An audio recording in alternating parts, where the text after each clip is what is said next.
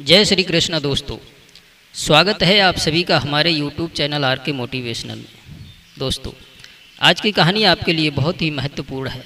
आज की कहानी से जानते हैं कि मनुष्य के लिए सबसे कीमती वस्तु क्या है। मित्रों, बहुत समय पहले की बात है।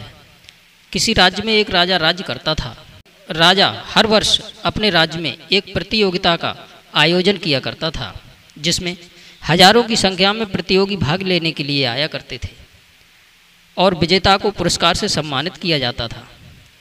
एक बार राजा के मन में विचार आया कि प्रजा की सेवा को बढ़ाने के लिए उसे एक राजपुरुष की आवश्यकता थी, जो बुद्धिमान हो और समाज के कार्य में अपना योगदान दे सके। राजा ने राजपुरुष की नियुक्ति के लिए एक प्रतियोगिता करने का फैसला लिया। मित्रों, दूर दूर से इस बार लाखों की संख्या में प्रतियोगी भाग लेने के लिए आए थे। राजा ने इस प्रतियोगिता के लिए एक बहुत बड़े उद्यान का निर्माण करवाया था, जिसमें राजा ने राजदरबार की सभी कीमती वस्तुओं की बाजार लगवाई थी। सभी प्रकार की सामग्री उपस्थित थीं, लेकिन किसी भी वस्तु के सामने उसका मूल्य निश्चित नहीं किया था। राजा ने प्रतियोगिता आरंभ करने से पहले एक शर्त रखी थी कि जो भी व्यक्ति इस बाजार में से सबसे कीमती वस्तु लेकर मेरे पास आएगा, उसे ही राजपुरुष के लिए स्वीकार किया जाएगा। दोस्तों, अब प्रतियोगिता प्रारंभ हुई। सभी लोग बाजार में सबसे कीमती वस्तु तलाशने लगे। कोई हीरे जवाहरात लेकर के राजा के सामने आते हैं, कुछ सोने चांदी, कोई पुस्तकें, कोई भगवान की मूर्तियाँ, और जो बहुत गरीब थे वो रोटी, क्योंकि उनके लिए वही सबसे कीमती वस्तु और अमूल्य वस्तु थी। सब अपनी क्षमता के अनुसार मूल्य को सबसे ऊपर आंकते हुए राजा के सामने पेश करने लगे, लेकिन राजा किसी से भी संतुष्ट नहीं हुआ। तभी एक नौजवान व्यक्ति राजा के सामने खाली हाथ उपस्थित हुआ।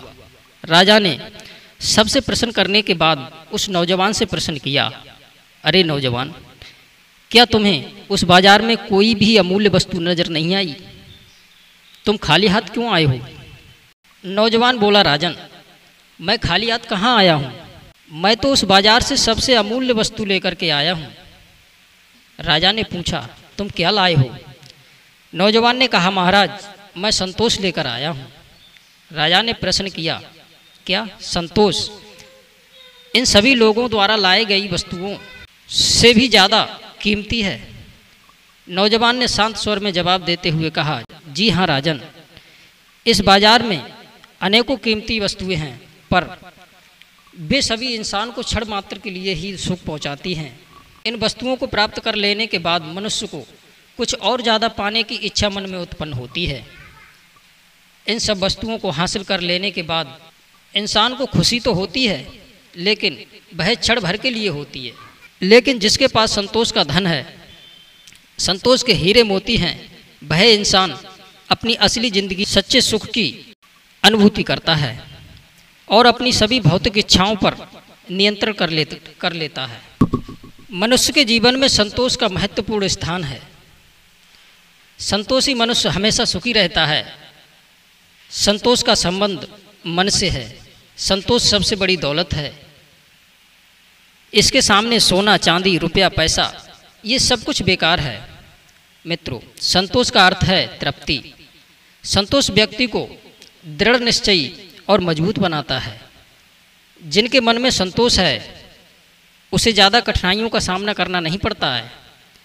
हम अपनी शक्ति भर अपनी सर्वांगीण उन्नति के लिए प्रयास करें और हर समय मानसिक शांति बनाए रखें, यही संतोष है और यही सबसे कीमती वस्तु है।